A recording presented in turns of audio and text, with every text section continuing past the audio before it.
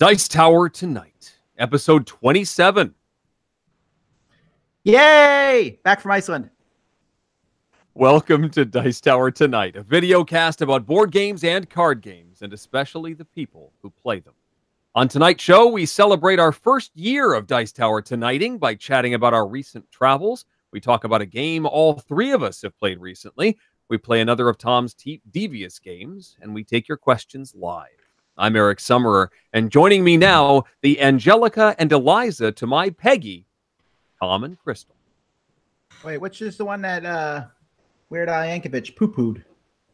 Wait. I believe that would be Peggy, yeah. All right, then I'm fine with that. Also, it's Yankovic. And he didn't really do that. Like, it's kind of written into the show Hamilton that way. Like, Sort of. that Weird Al didn't, create that. I didn't say he created it. I said he did it. Well, but he did it after Lin-Manuel Miranda. Who's Lin-Manuel Miranda? Fun fact, Weird Al Yankovic just recently got his star on the Hollywood Walk of Fame. Yeah. And they were both told at the same time. No one cares. All right, let's go. Think I don't know my pop culture. Shame on you. Welcome to the Dice Tower Tonight, folks. Has it really been a year, Eric? It has. I went back and looked. The first show was the very end of September 2017. I think it was the 20th, 27th. So by the time we do next episode, we will have been going for a year. This is like the last one of season 1. Well, I'm Tom Vassell. I'm Crystal Bizzano. And I'm Eric Summerer. Hi. All right, so all of us have got back from trips. Kind of. Eric, you just got back from Grand Con. I did. Grand Con was cool. Grand Rapids, Michigan. It's a growing convention. It wasn't terribly packed. It was in like 1/3 of the convention center that was in, so it has plenty of room to grow as it gets bigger. Lots of families, lots of activity. It was a busy convention, but it wasn't overwhelming. It wasn't packed. There was always room to play. Had some nice seminars. Got to do some D&D improv, which was entertaining for sure. It was a lot of fun. Good times. I had some secret agents in the audience when you were doing your D&D thing who were sending me pictures live as it was happening. I did not realize I had secret agents in the audience, but in our Blitz Slack channel, somebody was there and they were sending me pictures of what was going on, and it looked pretty neat. What?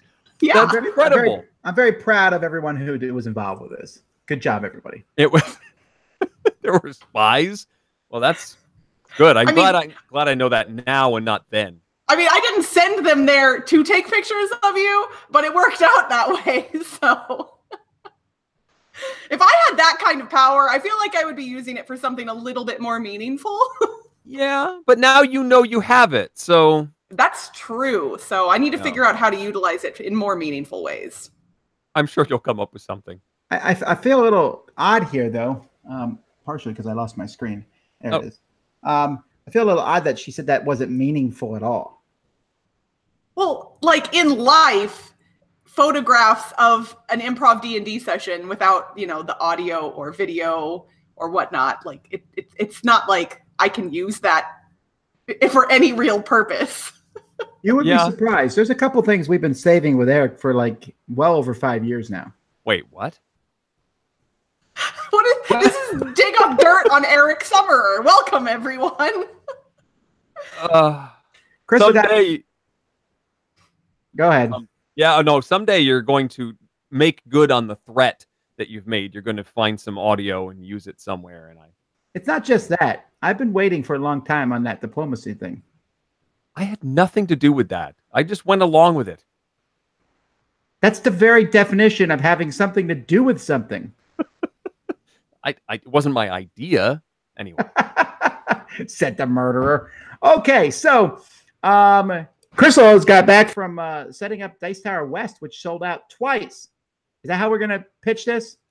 I mean, that seems like a reasonable way to pitch it. We did sell out, and then because we sold out quickly, we were able to go back to the hotel and negotiate a little bit more space. And so we got a little bit more space. We got a few more badges as a result of the extra space, and those sold out as well. So we are very happy. They seem to sell out faster the second time. No, it was actually slower. The first time it took around 9 hours for the sellout to happen. And then the second time around, which was only 33% of the same amount of tickets took about 20 hours to sell out. So there was plenty of time for people to get in on it if they wanted to. Just say yes next time if they sold out super fast. What we meant was they all sold out before we even opened up registration. All right, so we're here to talk about board games. And so you're going to see a lot less of this nerdiness that's been occurring while I've been gone. I'm back to put a firm hand on this show. Let's talk about board games. What do we got? Who's up first, or are we all up first? I mean, I guess we're all up first, I would say, maybe. Eric, why don't you get us started?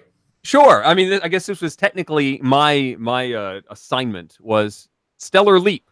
It's a game from Weird Giraffe Games by Carla Kopp. It is I guess I saw you, Crystal, refer to this as a 4X game. I guess it kind of is. You are... no, it is not a 4X game, and don't say that again. It has many of those things. That is how the designer refers to it. So then I'm sorry. Then it's a 4X game. So you are ruling. You're doing all of the things in the 4Xs in this game. You are exploring. You're exploring, you're expanding by moving your people around to different planets, you're exploiting by getting the resources from those planets and asteroids, and you are exterminating because you can attack other players. You don't exterminate anyone, you push them to another planet. That is true. I have to agree with Tom on that one. Okay, so it's a 3X game. It's a 3.5X because you expel them. You don't exterminate, you expel. So it's a 3 and then like an extra in parentheses X. Anyway. Okay, but just to catch up to people who like these 4X games, this is not one. Just to clarify. I would say it's more of a resource management sort of. Thank you. Much better. All right. Area control sort of thing. So you have this cool little board that represents your culture. It's got tracks on the bottom to track your resources. It's got a track here that you put your individual meeples on. Those are your troops, your colonies. Then you've got these cool sliders you put cubes in, and it's got your actions. And you get to take 2 of these high command actions on a turn, and then you've got 3 specialist actions that you can activate as well. You've got a row of planets, and they're in like 6 different columns. So there's one row that's got a 1, 2, 3, 4, 5, 6, and then there's a second row, maybe a third row, fourth row, fifth row. It's just a grid, really. It's a very abstract map that you're building of these different planets. And you're sending your people, your colonies out to colonize those planets, collect resources from them in these different commodities. You need to use fire or fuel and oxygen to transport your people around. Based on how dangerous the planet is, the more resources it's going to produce, the harder it is to get to, the higher the danger level. You have to spend more fuel to get there. Then you're going to use water and food to create more colonies, to spread your people out. And you can also kick each other out because that's one of your possible high command actions is to, if you've got more people, more colonies on a planet than all of the other people combined, you can just scatter them, kick them all out. And it's all over pretty quickly. There's all these different triggers. Anytime you, as long as everybody's got a certain number of colonies out on the board, that causes an event to happen. Most of those are good. They give you extra resources and we went through the deck after the fact, and it's a pretty large deck of events, and I believe we found one bad one, and everything else was good stuff. So they're almost, and we figured that out relatively quickly because it was sort of like, you know what, I want this to trigger because it might give you that extra boost that you need to do what you want to do. You can mine asteroids. You can work your people to the bone, but they're going to get tired. And so you're not going to collect resources on other people's turns. This is one of those where you roll dice and then everybody that has that value, has people on that value, collect resources. And once a certain number of events come out, I think it's 6, the game's over. So the more cool stuff you do, the more exploration you do, the more colonization you do, the more the group does, and the quicker they do it, the faster the game's going to move along. It has a pretty nice clock that's pretty obvious as you get close to the end of the game. The meeples are neat. They're all different shapes for the different races. I like the boards where you get to slide the action cubes down as you take those actions. You remember what you're doing. It's very clear that I've taken only one action. I have one more I can use, or I'm trying to do something. I realize, oh, I've already slid those 2 cubes down. I don't have any more actions of that type to do. I think this is pretty solid. I'm very excited to play more of Stellar Elite. I enjoyed it quite a bit as well. This one, I will agree with Tom that while it could be loosely clarified as a 4X game, it does not feel like a 4X game. In fact, what's interesting is I love games set in space, and this, honestly, when we were playing, it doesn't even really feel like a space game. And that's not necessarily a bad thing, but the theme honestly didn't come alive for me like it does in some other space games. This felt like kind of like you were saying, Eric, the grid is very abstracted. But yeah, the actions, especially those little cubes that you can keep track of them with, were lovely. And it just felt very smooth. Like there weren't any parts of the game that were clunky. Everything seemed to work together pretty well. Everyone was able to understand it pretty easily. The playtime was good. I will admit some of the components, color-wise, are a little bit too similar, but since you usually separate that stuff out in advance, it didn't end up being very problematic. But like some of the resource colors were similar to some of the player colors, and some of the player colors didn't really match between the cubes and the boards as well as I think they could have. But it didn't seem to decrease the playability of the game. It was just when we were trying to sort things out, it made things a little difficult. So for people with color blindness of any kind, I could imagine that would be tough. But yeah, I enjoyed it. It was fun. I will admit, in our game, we didn't end up actually attacking people that often. Even though you can get victory points for attacking people, we kind of ended up focusing more on our own individual victory point condition cards that we had drawn at the beginning of the game. So we were all kind of doing our own thing, but that didn't necessarily lessen the experience for us. We actually had one of the factions, one of the abilities they drew, these bonus cards that you get at the end. I think they called them traits or something. Yeah. Like that. And they had bonuses for attacking other players. So they were constantly kicking each other out.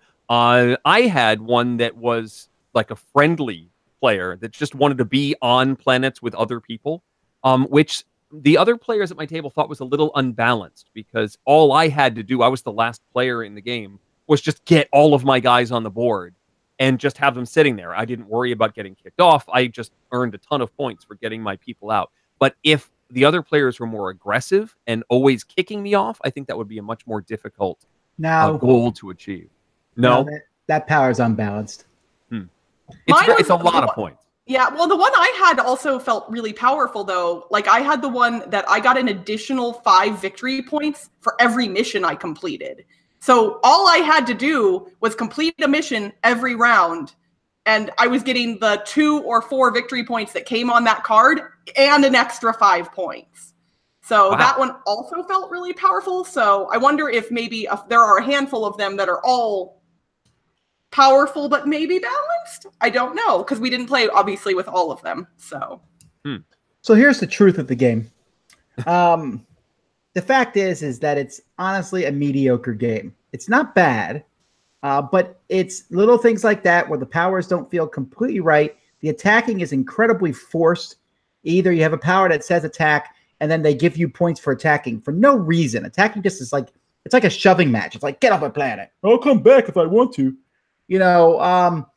And the game itself is just get some resources and spend them, but there's no real strategies to the game. You just kind of move around and try to get on a property and hope that you roll the right numbers. And the number and the dice manipulation, while it sounds cool, it's less cool in practice than it is in actuality. And then finally, the game itself, while it has all this stuff in it, isn't that interesting. The best part of the game is the asteroids. That's a neat concept to watch their depletion, and you get to roll dice, which could give you more. I like that a lot, but honestly, the game's extremely forgettable, which is problematic. It looks pretty, has nice artwork, but things like traits being a victory condition at the end of the game, that didn't really make any sense. And they certainly didn't feel balanced. So could you see, so I know this game originally was on Kickstarter. Could you see a second edition of this fixing some of those issues, or no? Well, I mean, I could see a second edition fixing a lot of issues for any game that I have problems with. It's just that in today's society, there are so many games. your game needs to like stand out in the crowd, and this one just doesn't. What does this one do that other games don't? It has dice rolling, but there's lots of games that have that. Well, it has. Yeah, I think for me though, it has a little bit of that 4X feel. Truthfully, not much, but some. And it's a much shorter playtime than just about any other 4X game. There are not many 4X games that have short playtime. Well, sure, because they're more interesting. Whenever no, but I mean that whenever you try to like, look how short this 4X game is. Yeah, it's not that fun. You when you shave off a 4X game, it shaves off a lot of the fun. I don't know. For whatever reason, this game feels. By the way, for those of you tuning in, we're talking about Stellar Leap as the game. Yeah, Stellar Leap. This game feels Euro-esque, and I'm not usually a fan of Euro-y games, but this appeals to me more than, you know, generic trading in the Mediterranean or generic farming game or whatever else. And that's even with the space theme not coming through. For whatever reason, a game like this appeals to me more than those. And I don't know necessarily why that is, but... Yeah, I mean, this when you compare this to a 4X game, it's going to pale in comparison. But this feels more like a mining game. That I wasn't. You guys started that nonsense. I don't know who started this nonsense, but I just wanted. I think it feels like a mining game. I'm pretty sure that is how the game was sold originally. I could be mistaken, but I don't think I am. Oh, let me look. Stellar Leap Kickstarter. Let's pull it up by Weird Giraffe Games. Blah blah blah blah blah. Oh, it's called Stellar Leap: The Journey. Ooh. It's a space exploration game of 1 to 5 players, worker placement, variable player powers, and a strategic twist on dice rolling. What's a strategic twist? The fact that you can use your power or the universal power? I guess.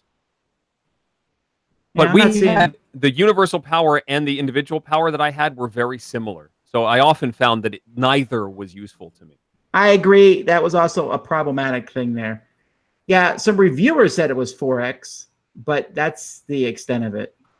Again, what would you guys rate this out of 10? 6.5. That's what I was going to say. Okay, well, I'm saying it's 6 too, so I think we're all like saying the same thing then. Okay, well, yeah, but I think you play a lot more games in general than Eric and I, so I don't know. 6 is good. I didn't dislike it. It's just that my biggest concern with it is I'm going to forget about it. Like in 5 years, when I come back and look at these games that I reviewed, I don't think I'm going to remember this. And that's I don't think that's good enough these days. That seems legit. I think the player boards are what it's going to stick out for me on this one. I like the manipulation of the cubes. I like how you slid them all around, and that all made sense to me. I have trouble keeping track of my actions in some games, and that the little cubes in this one really made that feel nice and smooth for me. So, all right. Anyone else got any other games they want to talk about before we move on? We can move on.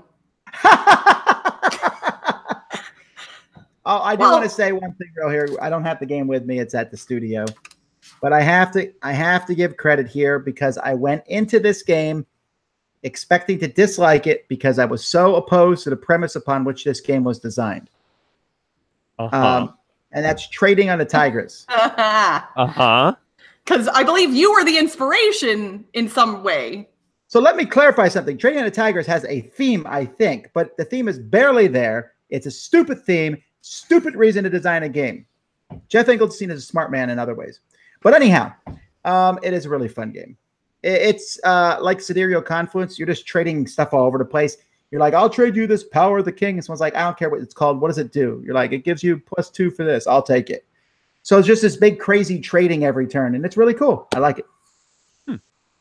That's the extent of my apology. All right. Still think it was a bad idea, but it is a fun game. Not enough money in the game, though, for 6 players. That's problematic. All right. Hey, game show time. All right. Game show. Yeah, I don't know what made me think of this. Actually, I do know. That's a lie. I do know what made me think of this. Let me get this out here. I need a sheet for Crystal, and I don't really need one for Eric. All right. And there we go. All right. Top 10 time. I thought of this top 10 for a reason, which will become clear later. Gasoline is expensive, as people in America like to complain about having to fill up their car full of gas or van full of gas. And it can be very expensive depending on what state you live in. And it's really annoying when you see other states complaining about it costing $2.25 a gallon when it's creeping up closer to $3 a gallon. However, Americans should really just shut up, because overseas they all have to pay an exorbitant amount. And you look at the price and go, that's not too bad, until you realize it's per liter. So as of, this is about mid 2018. I don't have like details for September 2018. What are the top 10 countries in the world where gasoline is the most expensive? All right. So you get points based on what numbers you pick. Eric, we'll let you go first because you're always losing. Iceland. Darn it, that's what I was going to say. Iceland is number 1, Eric. Oh, come on. I finally got a number 1. Iceland, at the time of them putting this together, was $2.10 per liter, which is $8.40 about per gallon. Well, that was the only intelligent guess I had in my head, so let's go with France. All right, Eric. All right. Let's say Norway. All right. That's number 3. What is this? My streak is coming to an end. How about Finland? That's actually a really good guess. Eric. Oh, what the? No, I get it. And if Sweden is on the list, I will feel for you. No, Sweden's not on the list. Sweden's not on the list. Okay. How about South Africa? No, South Africa's not on the list. Let's see. I don't think Antarctica has gas stations. It's like an international conglomerate. So we're not going to say that. Guessing that as well. I was like, I know it's a continent. Is it also a country? I think there's like I don't think there's gas stations in Antarctica. Well, I know. I mean, that's what there's I'm saying. people who live and work there, so. Right. But I think it's like a commodity that gets shipped there for through other means. Let's say Madagascar. Ooh, that is a good guess, but it is wrong. Crystal. How about New Zealand? Oh, you're getting farther. Oh. Japan. That is a good guess, and I would have guessed Japan also, but that is wrong. French Polynesia. No. I'm just guessing small islands because I figure it's hard to get stuff there. I don't know. Small is a good thing here. In fact, one of these places most people don't consider to be a country, and they would call it a city instead. The Vatican. No. Also, what is Crystal shouting in her thing? Come on now. Because I was going to say that too, because based on your clue, that seemed like the most... It was a trick. It was a trick. It was a trick. How about North Korea? No, and I think that's only because North Korea probably doesn't have gas stations. Cuba. Nope. All right. 2 more guesses for Crystal, 1 for Eric. You want a clue? Yes, please. 2 of these start with the same letter. That's not that helpful. What half of the alphabet is that letter in? It's a vowel. Ethiopia. No, there's no words that start with E on here, so no. How about... Did we say Australia? No, we did not. There's none that start with A. Crystal, final guess. None that start with A or E. So You've already said Iceland. What about O countries? It's magic. U countries. Uruguay? Is that a country? Uruguay is a country, and that is incorrect. Okay, number 10. Portugal, $1.84 a liter. Number 9, Israel, $1.85. Number 8, Italy, $1.88. Number 7, Greece is the word. Number 6, Denmark. Number 5, the Netherlands. Number 4, Monaco. Number 3, Norway. Oh, Eric already got that. Number 2, Hong Kong. Number 1, Iceland. I think that's my first goose egg. Wow. Yeah, but you're still in it. Okay, so. Wait. Still in it. Well, there's more than one question, Eric. Come on now. Eric was so excited. So happy. Now it's my game to lose. I thought about this because I was in Iceland recently, and Iceland is an amazing country. I would love to go back there again easily, but they are very expensive. And I noticed that their gas prices were high. I did not think they would be number one, but lo and behold, they were. They had a great convention. We went to a convention. I think there was 1,500 people at the convention or so. Wow. Very fun. It was a geek convention, so it wasn't just board gaming, but lots of board gaming, lots of fun, exciting times we had there. And then just going out and seeing Iceland itself was like mind-blowing. How amazing that was. Did you guys get recognized by board gamers? I don't know how prevalent YouTube is, for instance, in Iceland. So, I'm sorry. So you don't think YouTube's in Iceland? No, I'm saying I don't know how prevalent it is. Like, I'm not saying it doesn't exist there. There are countries that, do other things on the internet other than watch YouTube all the time. So, I'm sorry. Wait, no. Tom, how many people fawned over you when you walked into the room? Did they roll out the red carpet? Did they pop champagne? Oh, no. Don't twist into applause. Don't twist this on me. You're the I'm one giving you an opportunity to be humble, and you smashed it. That's not what I was saying. I'm saying you went to this thing like, I don't know if Icelandic people use YouTube or something. Maybe they just have books still. Is the internet even there? Assume anything Is the internet about even anybody. there? I'll be over here if you guys need me. Iceland is beautiful, and if I lived there, I would probably be outside looking at its splendor more often than playing Splendor. So you live near the Rocky Mountains. What? No, I don't. Yes, you do. I live in a giant valley. Between Rocky Mountains.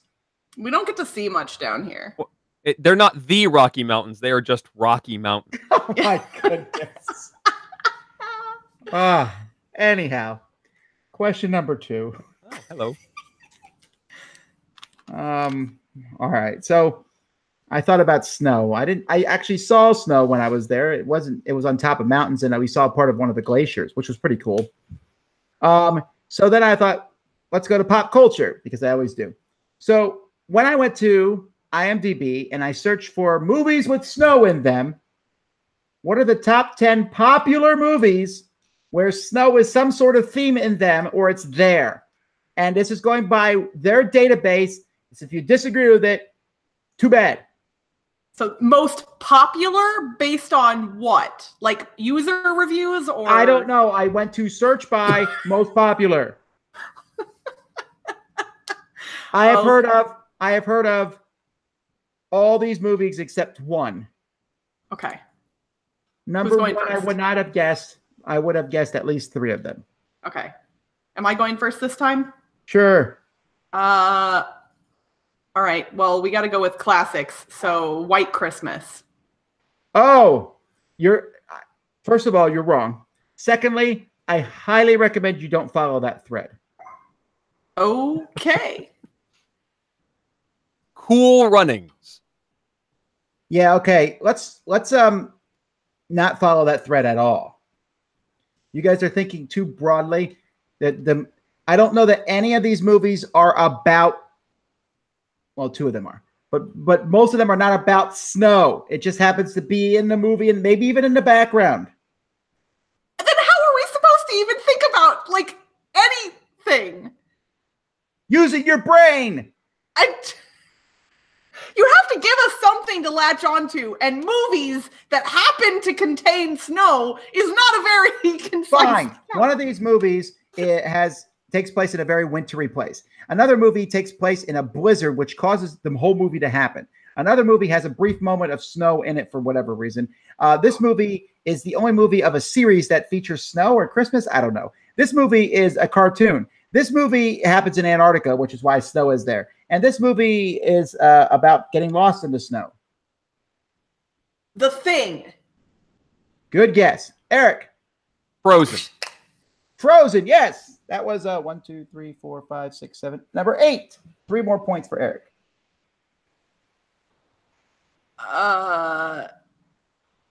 It's a Wonderful Life? Nope.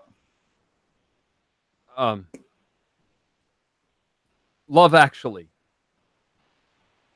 No.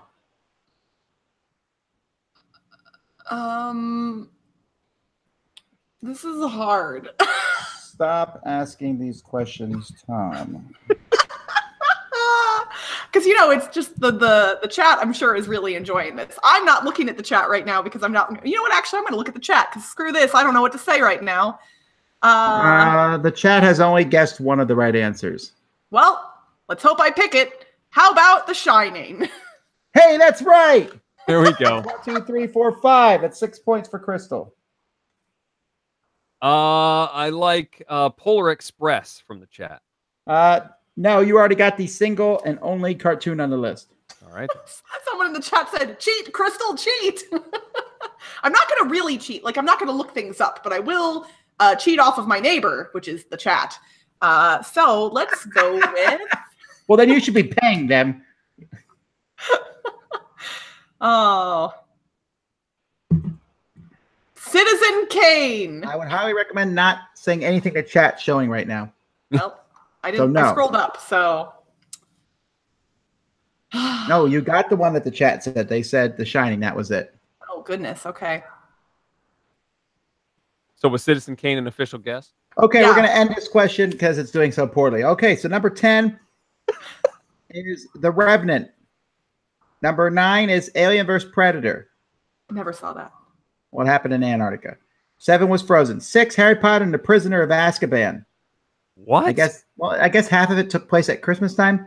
Number 6, The Snowman. The Number Nicolas 5 Cage movie? The Shining. Number 4, The Hateful Eight. Never saw that either. It's a very cheerful, uplifting movie. I mean, most of his movies tend to be. No, this movie makes his other movies look like comedies. That's saying a lot. And I'm not kidding. Number 3, Wind River. Number 2, Fargo. Oh, yeah. Number 1, X-Files. I don't know. Was there snow in X-Files? I never watched it. Okay. I mean, so let's stay on the subject of snow. We're going to play something here that's not a top 10. But the biggest blizzard in history, or at least in modern history, happened at some point, somewhere. Well, actually, I'll give you the somewhere. It happened in the Midwest. Now, you need to guess the date, and whoever is closer gets 5 points. The closest person to the actual year that the biggest blizzard in history happened.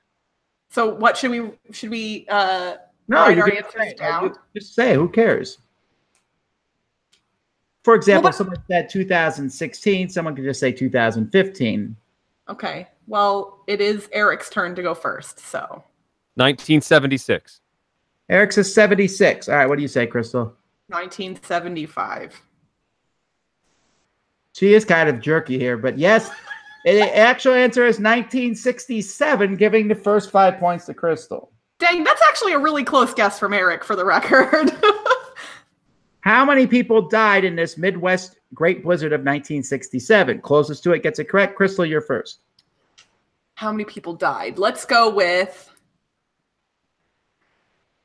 2,119. 2,118. You guys are the worst. All right, the answer is 76. That's why I said we should write our answers down. The answer is 76. What kind of blizzard did you guys hear about there? That many people died. I don't know. The 60s days were a rough time, man. All right. How much? This had the most snow fall in a blizzard in 24 hours. All right. So how much snow fell in 24 hours? In inches? Sure. Crystal's first, right? I was you're first last time. No, Crystal's first. Okay. So 2,119. in 24 hours, 52 inches of snow. Crystal? Ooh, that's a pretty good guess, I feel. I'm going to go 53. All right. It's actually 23 because you're thinking wind drifts and things like that. But actual snowfall in 24 hours, 23 inches is a lot. I mean, it can snow more than an inch an hour, but yeah, that's... Yes, but I'm not saying this is the most snow. I said this is the biggest blizzard. It had winds up to 50 miles an hour. 76 people died. It covered a huge portion of the Midwest, and none of us were alive, except for Eric. So... No. You're older than me. Neither one of you said happy birthday. Oh, that's true. Hey, chat, everyone sing happy birthday to Tom. I know we can't hear it was you, 11 but days ago, slackers. Okay. Chat. 31 days, 31 points for Eric, 11 points for Crystal. Eric wins. Woo! This is Tom's birthday song. It isn't very long. Hey! That was excellent. Well done.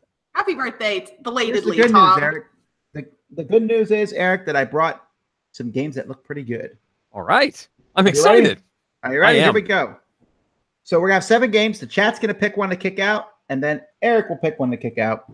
And then we'll have 9 games or 5 games left. And then the chat will kick one out, and Crystal will pick one out. We'll be left with 3 games. The chat will kick one out, and then Eric will pick one of the other 2 that he will get to review, hopefully. All right. Tom sends them. So the first here is Lucky's Misadventures. This is episode 42, Lost in Oddtopia. Now, I think this whole episode 42 is just a joke. Also, if you're going to make a game, stop putting 42 in it and pandering to the crowd. You and your dog Lucky should have taken a shortcut through the woods, but Pumpkin Ted was going to open a portal to a strange world of Oddtopia. Here's the thing about this game. It looks interesting, but this cover here is not quite what the cards in the back look like. It looks like they have different artists. See that?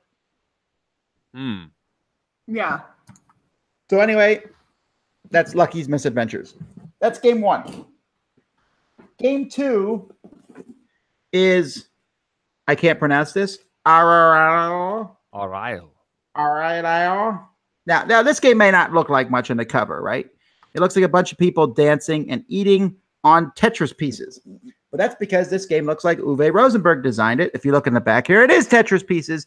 There's a festival, and you're trying to fit the people into the festival so that they fit best of all. You guys know at this point in time, these kind of games are hot, right? Everyone's loving on these. Uwe Rosenberg designed most of them, but this is one not designed by him. Also, why is this guy at the music festival? And is he holding a baby? He is. Game number 3. Pokey Dokie. So this is... Now listen, this actually looks quite interesting. You have these... You're trying to make a word with the bottom row of these little cubes.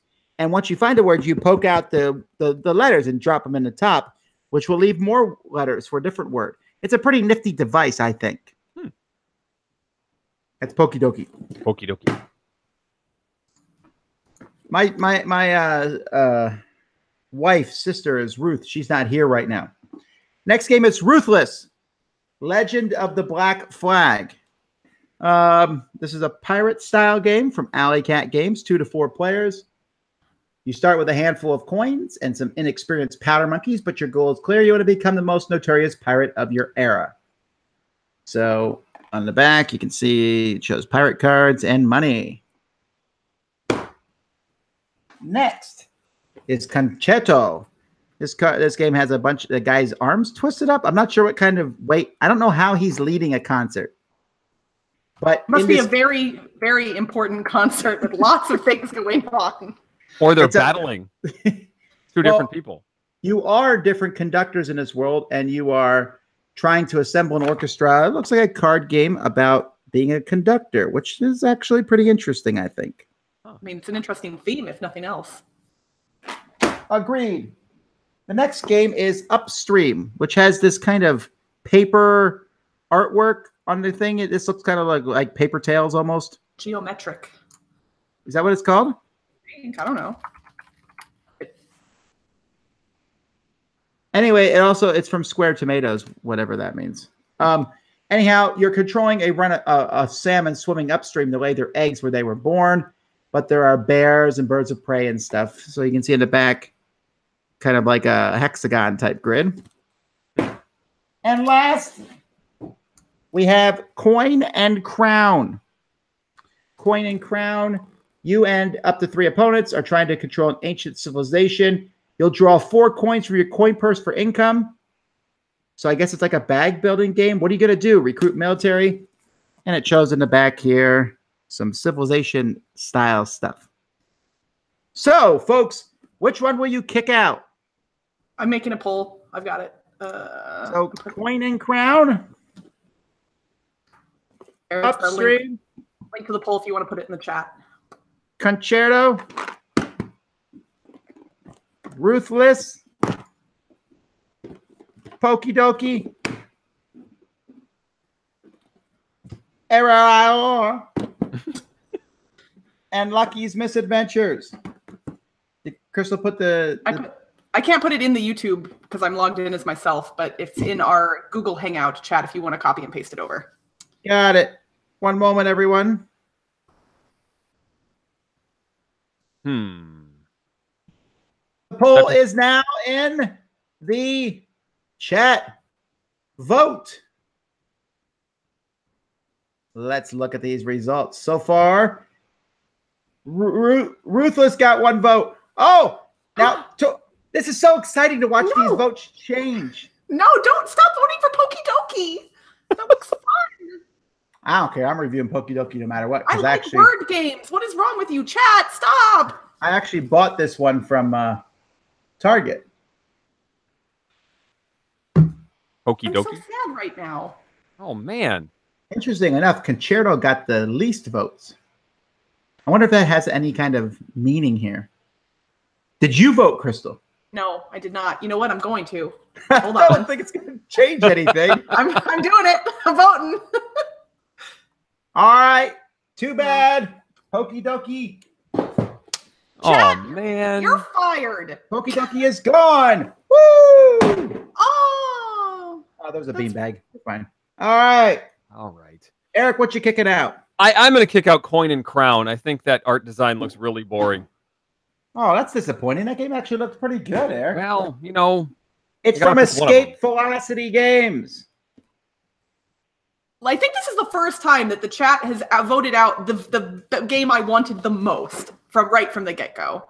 I'm so proud of chat. All right, we're left with 5 games. It's now time to open them and see what's inside. All right, Concerto is the first one. There's the lid. We got English rules, German rules. Oh, that's weird. 2 sheets of stickers. Oh. But if you review it first, those stickers will be on by the time we get them, right? What?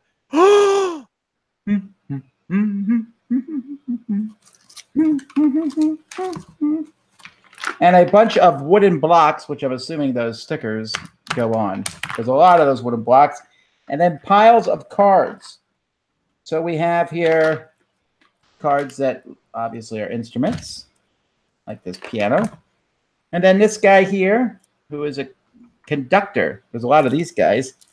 So that's all I'm doing. That's all I'm opening. Hey, this game comes with rubber bands. Interesting. But there's a lot of wooden blocks in this game. See them? Whoa. Ooh. All right, that's kind of interesting. I wasn't expecting that. Having the little conductor thing is pretty neat. Yeah, the baton is cool. Even if it is just a dowel, but still, that's concerto. All right, upstream.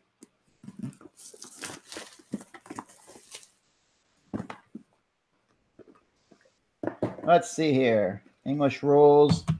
So we got some tiles here with a fish on one of them. Do you ever feel like when tiles form a picture like this, and then when you punch one out, you're kind of ruining that picture? That's always bugged me a bit. Yeah. Here we got eagles and bears. Oh, my. And then there's a bunch of fish. Hey, oh, wow, these are interesting. It's probably hard to tell here, but see that? That's like carved wood with the raised relief painted. Oh, neat. Yeah, that is pretty neat. It's better than stickers, actually. That's all, though. This game does not have a lot. That just has some pieces and tiles. So the way you move them must be, like, specific. Did you play at Dice Tower 1, I think it was? Did you play that deck building game where you were swimming upstream? No. I wasn't at Dice Tower 1. Oh, yeah. Oh, yeah. All right. Ruthless. Well, there's one thing we know about this lady. Her name's not Ruth. All right. You're going to keep hammering away at that joke until it works, aren't you? Not a joke. It's the truth. All right. So did I smile or laugh? It's the Ruth. Now, that was funny. All right. This is 2 tile sheets that are showing treasure chests and ships and coins. And then we have 2 full decks of cards. I am not hating on the artwork on these. Although there is a lot of symbology there, hey? Yeah, that's a lot of stuff. And then here is some stuff. It looks like you're trying to make poker hands. Maybe? Because it says the word straight flush and pairs and things. Mm-hmm. Ugh. Oh, no. Don't ugh me. I used to work in the poker industry. I'm allowed to ugh it. Oh, I'm so sorry you worked in the poker industry. I worked as a teacher one time. I don't every time someone says I'm just something saying, like, Pirates, old. Poker stuff, not very well implemented in most board games. I disagree. All right, so why would you not just play poker? Because poker isn't really a game. It's just bluffing, and if there's not money involved, it doesn't make any sense. Lucky's Misadventures. Here is a machine matrix. That must be for solo play. This game comes with a lot of cards. So here we have a clockwork gizmo, a winged monkey, which makes me think there's some Wizard of Oz stuff going on here, and a mech dragon. As you can see, there is a lot of cards in this game. Whoa. In fact, that's the whole game. It's just cards. There's nothing else.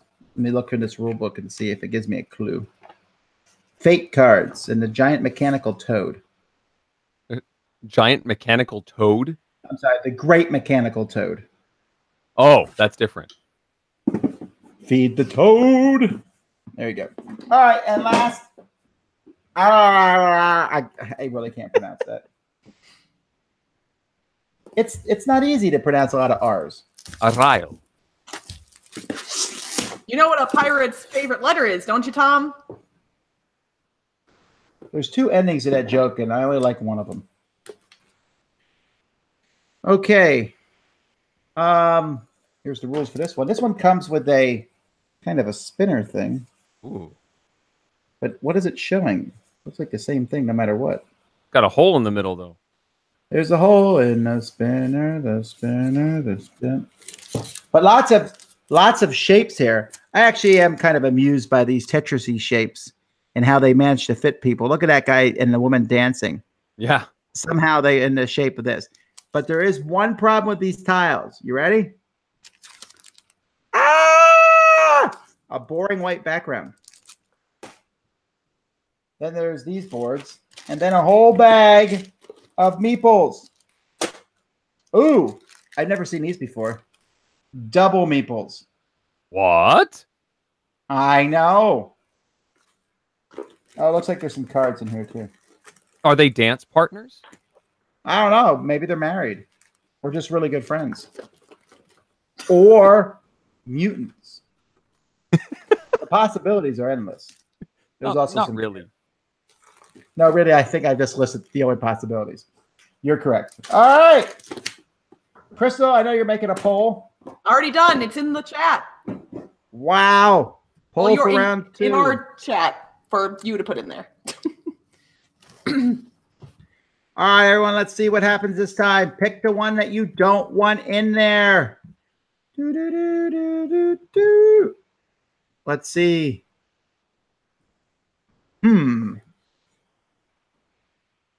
Crystal, you should say which one you don't want people to vote out, because I feel like they might pick it on purpose now. But like they were already voting for that one last time. I think there was nothing I could have done at that point. But yeah, I'm keeping my mouth closed this time. This one's a super close vote. It's really close. Yep. Except Upstream has only 7 votes. Weird. That would have been the one I would have voted out. Just because I don't think there's enough pieces in the game to make it interesting. But hey, who knows? You never know, right? Mm-hmm.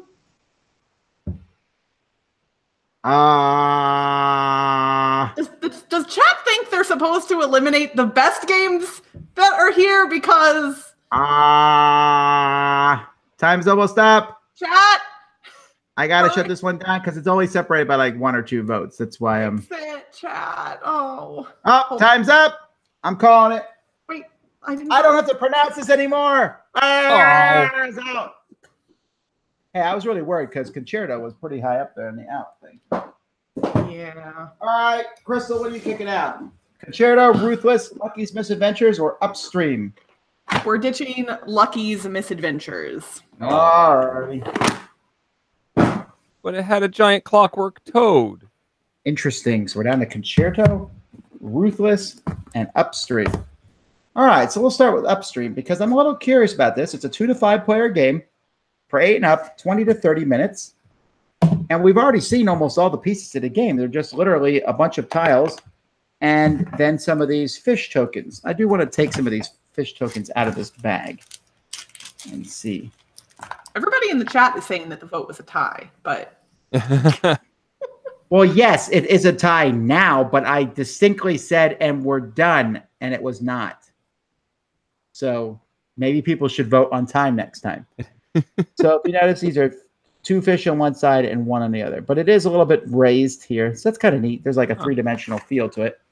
So in this game, it's a 3 to 5 player game. I guess if you want to play 2-player, you got to make a change to the rules. And you're adding tiles and swimming from one to another. So it almost looks a little bit like Mississippi Queen. If there's too many fish on a tile, you can't go, but you can jump over other ones.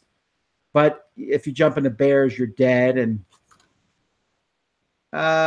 you are just trying to survive, have the most points, and move around the board. So it's like an abstract strategy game, actually, as you move around these fish on the board.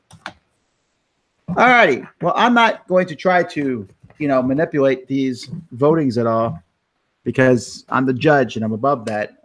But boy, does this one look boring. All right. So Ruthless. I got this game today, actually. I don't know why that matters, but so I'm going to open up these decks of pirate cards now because I'm always fascinated by decks of cards. When you open a game, what's the most fascinating component to you?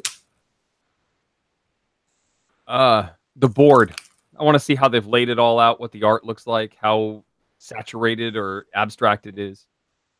I'd say player pieces generally, whether that's meeples or minis or whatever. For me, it's dice, actually, but cards are also... Yeah, especially if they're custom dice. I really like custom dice. All right, here's the guy, the dude. There's a lot of pirate guys. They all look the same in this deck, but then there's lots of treasure cards in here, too. Some are gems. Some are bags of treasure. There's a single doubloon.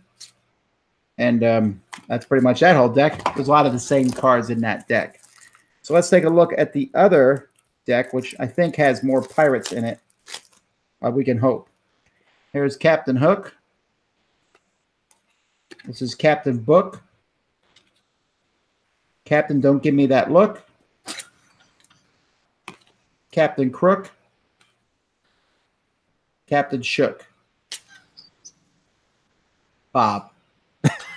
All right, so there's, I guess these are different colors, so maybe each player gets a set of the same color, so then you play them. In fact, I'm going to make a wild guess that's how the game's played right now. All right, everyone gets a handful of cards. You get 6 powder monkey cards and 4 doubloon cards. Everyone draws 5 cards from their deck, and everyone's going to play a card and then recruit a card. Oh, it's not the way I thought it would be played. So you're going to pick a card and just do the actions on that card and trying to take money and build pirates to make a strong raiding party. So it sounds like a mix of, what was that deck builder about Antarctica called? Arctic Scavengers? Yeah, it sounds a little bit like that, kind of. Maybe. So it's Ruthless. No, it's not a deck builder. All right, Concerto by Uwe Bursic. And another Uwe enters the ring. So it looks like you're going to be putting down tiles in the middle of the table and performing the actions that you need to win by conducting, maybe? It doesn't look like you're actually moving to stick around. No, I lied. You are. You need to memorize the pattern so that you can do this. So when you point at an instrument, you must conduct to that instrument the way that the block has shown that you have memorized. If you do it correctly, the pattern is correct. The players reward this with applause, cause of encore, happy nods, or other enthusiastic gestures and comments, or complete disinterest. That's one option. The other option is the pattern is wrong. Then the other player should let you hear loud boos. You messed it up. A game that lets you boo your friends. I'm in. Well, I want to see if there's like some unique instruments in here. Like, so we saw a violin and a piano. I mean, big deal. They're in every orchestra. Right. Like, although the piano is the most versatile instrument. If there's a didgeridoo in there, I'll be impressed. All right. So mostly violins so far. Hang on. Okay. I can do an impression of a didgeridoo. Go ahead.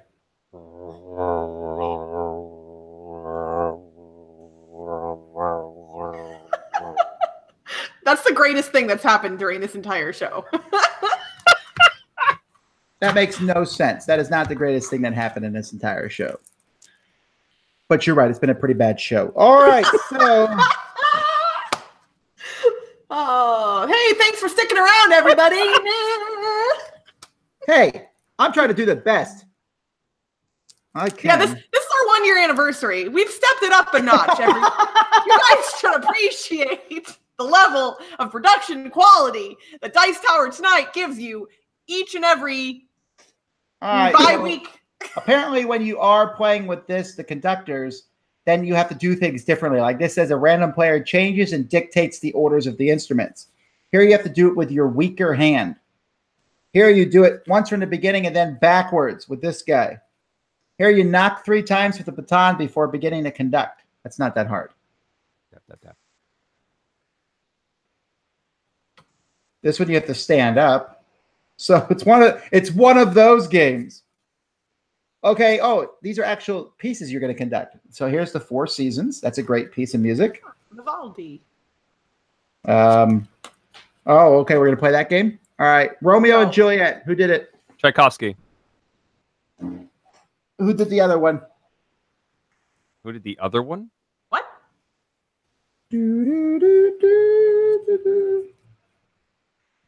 According to this card, it's Sergejewicz Prokofjew. All right, let's see if I can find that one here. No, that's too easy. The Magic Flute. Mozart. Good. Ada. Aida. Verdi. Yeah, too. Tristan and Isolde. Wagner. Ooh, Eric's on fire. The Merry Widow. That one I don't know. Franz Lehar. Orpheus in the Underworld. Berlioz? Berlioz. No, Jacques Offenbach. Oh, Offenbach. The Bat. Die Fledermaus. That's Mozart. I wanted to say Meatloaf as a joke. Actually, you're wrong, Eric. I mean, it is. It's Strauss. Strauss, yeah. West Side Story. Bernstein. Oh, hang on. The next one is the Rocky Horror Picture Show. Richard O'Brien. Wow, nice. Do you want me to name all the other people in it? Because I can totally do that too. But Richard O'Brien's the one who wrote the script. That impresses, the tables have been turned. That impresses no one. All right. I mean, if anyone came here to be impressed by like non-obscure facts from me, then they're watching the wrong show. The Wall. Pink Floyd. Pink Floyd. Symphony No. 5, C minor. Well, that could be anybody, but I bet it's Beethoven. It is. Symphony 94, G major. Oh my gosh, that was terrifying. Tom, were you not looking what just happened? No, was okay. Okay, we're getting off track here. We're turning one of these games into a game, and that's not the way this show is supposed to work. All right. Cards fell on the floor. We'll handle that later. All right. Crystal, did you make the poll? You did. I sure did. It's in the chat. All right, folks, you're kicking one of these out. And then Eric gets to pick one of the 2 remaining ones. I would love to tell chat what to vote for. Crystal doesn't even care anymore.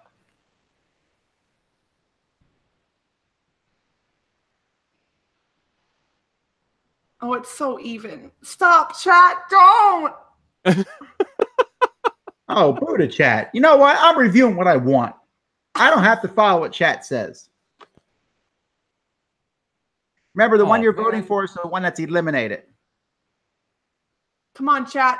You're almost doing it right. You're getting so close. Come on. Yeah, come on. Keep going, chat. You're doing it. You're doing it. No. It's I'm not even watching the results. I'm just going to watch Crystal. I'm so paranoid. It's good. Stop it right now. Tom, it's done. 5 seconds. 5, 4, 3, 2, 1. It's still a tie. First one to break the tie. Get in there and vote. I already voted. Otherwise, I would totally do it right now. What a cheater. Come on. Someone watching can go break this tie. Someone change your mind. I don't think you can change. If you voted for Upstream, vote for something else because Upstream's still in it. I don't think you can change your vote. It checks IP addresses and it won't allow multiple votes. Boom! Concerto's out. No! Oh man! No! I'm so sad right now. Don't make me play a stupid pirate game.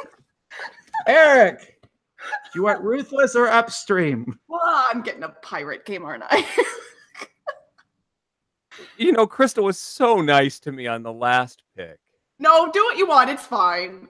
But I want to do the one about the fish, so I'm going to pick Upstream. I don't get to win very much, so I thought... I like to point out that you guys are awful. I actually wanted Concerto. You guys get rid of the... Concerto was the one... I don't even know what to say. This is the last show we're ever doing Dice Tower tonight. But no! Okay, fine. 1 year and done. No. We'll do one more. All right. Quick, some questions. Anyone have any questions for us? Or mostly for Crystal and Eric? Yeah, because you do your own Q&A. I do. I hope you do check out Concerto. It seems like an interesting thing. Oh, I think it's funny that you think I won't. Is today Talk Like a Pirate Day? It is Talk Like a Pirate Day. It be Talk Like a Pirate Day. I did Talk Like a Pirate all day, and I'm pretty proud of that fact. I did a Shirley Temple impression yesterday. That's not talking like a pirate, though. Oh, yeah. We're not going to answer any questions about what game we're excited for Essen 2018 because we're going to do top 10 lists and stuff like that later. Also, stop asking that question. They want to know. I'm not talking like a pirate out of protest because now I have to play a pirate game. You could have removed the pirate game when it was your choice. I know, but as much as I like dogs, Lucky's Misadventures just does not sound like a good game. Well, that actually had me interested when I first saw it. All right, here we go. Will Dice Tower West grow or always be the same size? Our hope is that it will grow. Yeah, we actually have a lot of room to grow. So, yeah, the hotel is pretty impressed with how fast it sold out this year. So we feel pretty good about the future years and stuff. 1 year at a time, though. We want to make sure this year goes off well first. Yeah. Eric, what games did you play at Grand Con? Did you just record a podcast about that? We did indeed. That's the latest episode of the Dice Tower podcast. Me and Mandy chat for a little while. Yeah, I played Catalyst. I played a lot of Cryptid, the new Osprey deduction game. Still enjoying that, although we did run into a situation where we almost ran out of cubes for one player. There were so many no answers on the board that if he had to put another cube out on the board, he wouldn't have been able to. So that's actually a little worrisome that you could run out of the cubes in a game that you have to have. Why would you not have figured it out by then, though? We were idiots. I don't know. Please tell me someone recorded that. It's already recorded on YouTube for posterity. It is. Some people are asking who recorded the number 10 numbers. It's some random guy I hired way back in the day. Yeah. I don't even know because I don't even think I have that email anymore. And when I re-recorded them, everyone complained about it. So we switched. That's true. We got so many complaints about that. That is the silliest thing to complain about. So what happened was I was like, Eric, I want you to do top 10s in like 6 different voices. So he did. He did Muppets. He did all these voices, and everyone hated all of them. I still have them. So do I. They're somewhere. No, I got mine closer than you. Let me see if it's this would be. I think I can play them through my speakers here. Let me see. Oh, you've got them like right there. Hang on. Desktop current show. Where is current show? Oh, it's on my other computer. I liked the percussion one. That was one of my favorites. Current shows, segues, top 10, Eric, top 10 classic. No, maybe not.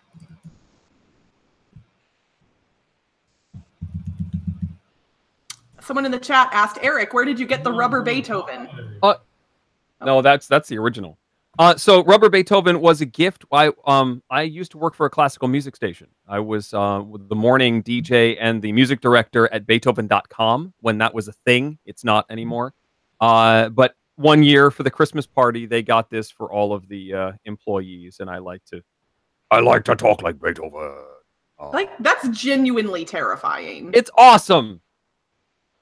But yeah, I like him. He hangs out in my studio and makes sure that we do our work. I don't think I have it.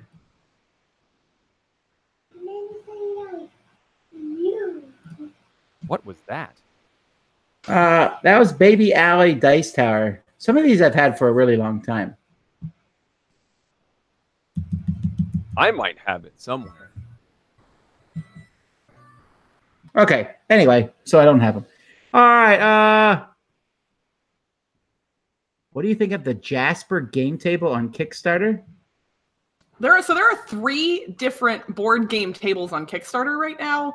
Jasper is the one, I believe, that's done by BoardGameTables.com, who did the Duchess previously. I hope I'm not misspeaking, but I believe that's the case.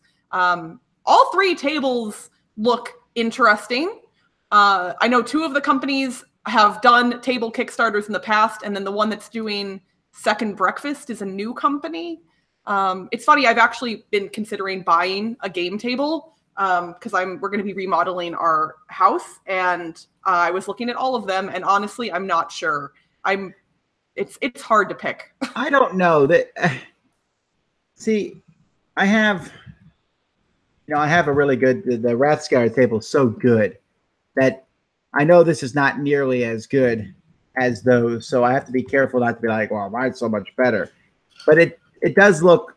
I don't know that I would ever buy one based on from a Kickstarter, right? I would like when I got the Geek Chic table, I went to the convention and touched it and asked questions and saw it. I'd hate to buy a piece of furniture over the internet that way. Yeah, I know a couple of these companies were at either Gen Con or PAX West and might be elsewhere soon. I don't know. I have not seen any of them in person, but I know other people have for some of these. So it's tough. Right. Yeah, purchasing furniture on the internet, it's a scary endeavor. Is Dice Tower going to grow? Yes. Are you hiring? No. Are you accepting remote cooperations? I don't know. Email me.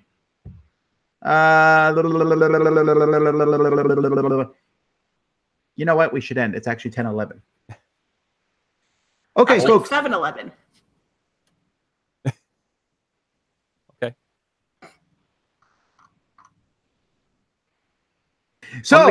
So let's end this show now. Crystal's getting. I'm sending her 2 pirate games. I think just for fun. So yeah, it's somebody earlier in the chat who asked, "What's Crystal's official title at the Dice Tower?" It is, I don't know, person that Tom likes to make fun of. Official pirate reviewer at this point. Oh no! Why do I ever say anything? I played Star Trek Flux this past weekend, actually. Oh, yeah. I have not played that. Yeah, I did. How was it? Long. Fluxy? It's long. Yeah. We mixed the 2 decks together, original and next generation, and there are mechanisms to try and speed it up, but it's still, yeah. It took a long time. It's fluxy. Yeah. Wait, what is that on? I don't know what we're looking at now. Tom. Did Tom leave? Oh, hello. He's back. He put an image up and then it went away. And now we can't hear him. Can't hear you, Tom. I wasn't saying anything. Your lips were moving. No, they were not. All right. Anyhow, folks, thanks so much for watching Dice Tower tonight. As you can tell, someone here is probably drunk. Thanks. It's been a weird night. I need to get sleep. I think that's what it is. So anyhow, thanks for watching. We'll be back in 2 weeks to talk about this. Of course, there's other live things always going on the show. Crystal does live stuff. When's your next live thing? My next live board game brunch Q&A will be on the 30th. So it'll be a few days before our next episode of Dice Tower Tonight. It is always on the last Sunday of the month at 9:30 a.m. Pacific, 12:30 p.m. Eastern. And we actually have a lot of fun in that stream. It's just me and the chat for an hour. And it's always a good time. Nice. I like Arthur here says, not your best work tonight. And that's the kind of meaningful feedback we like to hear, Arthur. Thank you. Man, I had fun. Okay. All right, yeah. So there's lots of things coming up. There's different shows coming out tomorrow and the next day. I believe tomorrow my review of Cerebria goes up. That's the game that looks like it's based on Inside Out. Anyhow, until next time, I'm Tom Vassell. I'm Crystal Pisano. And I'm Eric Summerer. And you've been watching Dice Tower Tonight. Thanks for watching. Promotional consideration has been provided by game publishers in the form of review copies of games. Tom, Crystal, and I will see you in 2 weeks for another installment. Our show is supported by viewers like you. Thank you. Dice Tower Tonight is produced by Tom, Crystal, and me with assistance from Derek Porter and Rob Seary. Provided by The Mimed. Timothy Pinkham composed our theme, and hosting is provided by Cool Stuff Inc., where you can find great games at great prices at CoolStuffInc.com. Give us your feedback on the Dice Tower Guild at Board Game Geek on Facebook or Twitter, or by emailing us at dicetower@gmail.com. And don't forget to visit the other shows in the Dice Tower Network. Find something new at dicetowernetwork.com. Until next time, from all of us at the Dice Tower, have fun gaming. All right, see, that's you using the video medium to its full extent, Eric, and I appreciate that a lot. I can't take credit for that. That was on the guild. Whatever. It was funny.